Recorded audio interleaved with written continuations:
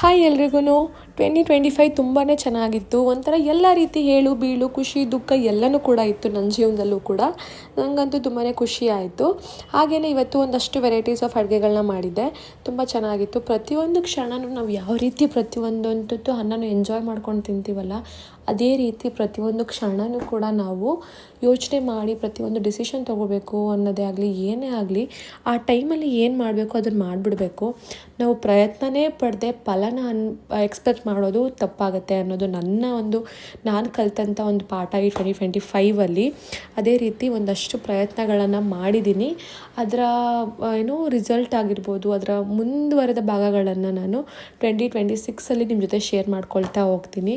ನಿಮ್ಮ ಸಪೋರ್ಟ್ ಹೀಗೆ ಇರಲಿ. ನಿಜವಾಗ್ಲೂ ನನಗಂತೂ ತುಂಬಾ ಖುಷಿ ಇದೆ. ಒಂದಷ್ಟು ನೆಗೆಟಿವ್ ಥಾಟ್ಸ್ಗಳನ್ನೆಲ್ಲ ಆಚೆ ಬಿಟ್ಟು ಈ ಒಂದು ವೀಡಿಯೋಸ್ ಎಲ್ಲ ಮಾಡೋಕ್ಕೆ ಶುರು ಮಾಡಿದ್ಮೇಲೆ ಇದ್ರ ಬಗ್ಗೆನೇ ಕಾನ್ಸಂಟ್ರೇಟ್ ಮಾಡಿರೋದ್ರಿಂದ ಎಷ್ಟೋ ನೆಗೆಟಿವಿಟಿನ ನನ್ನಿಂದ ಆಚೆ ಹೋಗಿದೆ ಅಂತ ಹೇಳ್ಬೋದು. ತುಂಬಾ ಖುಷಿ ಇದೆ. ಪ್ಲೀಸ್ ಇದೇ ರೀತಿ ಸಪೋರ್ಟ್ ಮಾಡ್ತಾಯಿರಿ.